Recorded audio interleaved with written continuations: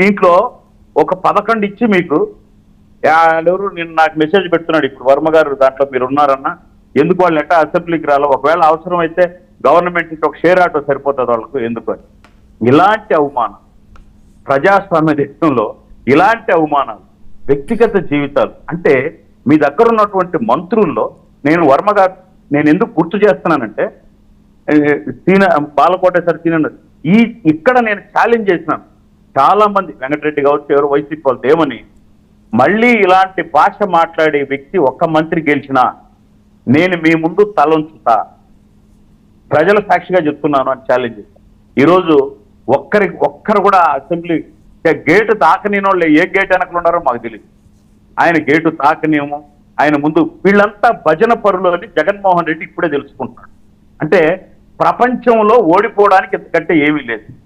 మా నాయకుడు అన్నాడు ఇలా వ్యక్తిగతంగా వ్యక్తిగతంగా బిడ్డలను భార్యలను మాట్లాడితే ఒకే ఒక ఛాలెంజ్ అంటే ఆయన శక్తి ఏమో ప్రజల మీద నమ్మకంతో అతఃపాతాళానికి పోతావు అతఃపాతాళానికి తొక్కుతాను నాకు అందిన ఇన్ఫర్మేషన్ అతఃపాతాళంలో కూడా లేడంట ఆయన. మరి ఇంకెంత లోతుల్లో ఉండడో నాకు తెలియదు. ఎవరు సార్? మరి అందుకే ఇప్పుడు ప్యాలెస్లు అన్ని వదిలేస్తారు. నేను ఒక్క మాట చెప్తున్నా వీళ్ళందరూ ఏం మాట్లాడతారు మొన్నటి కనుక మా జగన్మోహన్ రెడ్డి అభివృద్ధి చేస్తుంటేనే మీరు ఓటేయండి లేకుంటే మీరు ఓటేయద్దని గర్వంగా చెప్తున్నాం అన్నారు ప్రతి డిబేట్లోని వీళ్ళు.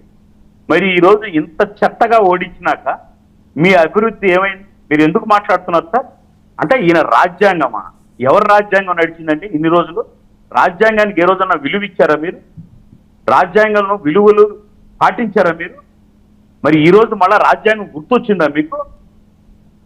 మరి రాజ్యాంగం గురించి మాట్లాడేది మీరు ఇన్ని రోజులు మీరు ఏ రాజ్యాంగం రాజ్యాంగం ప్రకారం 10% లేదు అంటున్నాడా? మరి ప్రజలు కూడా మీకు అధిక ప్రతిపక్ష హోదా కూడా లేదు, మీరంత కిరాతకులు, మీరు అంత ప్రజా కంటకులు, మీ వినాశనం అంతగా ఉంది కాబట్టి మిమ్మల్ని ప్రతిపక్ష హోదాలో కూడా కూర్చోడానికి లేదు అని సిగ్గు లేదా మీకు అని తీర్పిచ్చారు.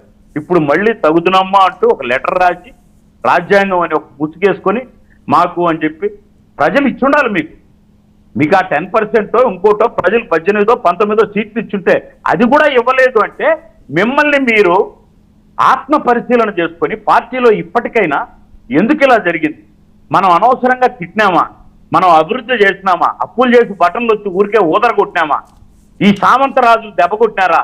ఈ విజయసాయి రెడ్డి, సజ్జల రామకృష్ణారెడ్డి, వైవి సుబ్బారెడ్డి, ఈ సామంతరాజు ఈరోజు రేపు మొన్నాడు అందరూ వెళ్ళిపోతున్నారు. మైనింగ్ సీజ్ అయ్యింది, అది రకరకాలుగా అందరూ లోపలికి పోయేవాళ్లే.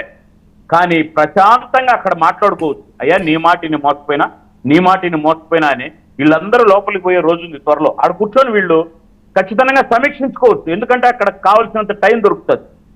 ఇప్పుడు మీరు 10 రోజులు రాజశేఖర రెడ్డి గారు ఎప్పుడో అసెంబ్లీలో అన్నారు పట్టుమని 10 సీట్లు లేవు రాజేంద్ర అలా ఎక్కడ పెట్టుకుంటావని. ఆయన డైలాగు నేను తీసుకుని అంటున్నా పట్టుమని 10 సీట్లు లేకుండా ఇప్పుడు వచ్చి ప్రజలు అని చెప్పి మళ్ళీ ముసలి కన్నీళ్లు గార్చి ఏం చేయాలని వస్తున్నారు మీరు? ఆ ఉండే 10 మందిలో సీనన్నకు తెలుసో తెలీదో 5-6 మంది టచ్లో లేరు. 5-6 మంది టచ్లో లేరు. అందుకే ఆయన బెంగళూరుకి వెళ్ళిపోయినాడు. ఇంక ఇది నా మాట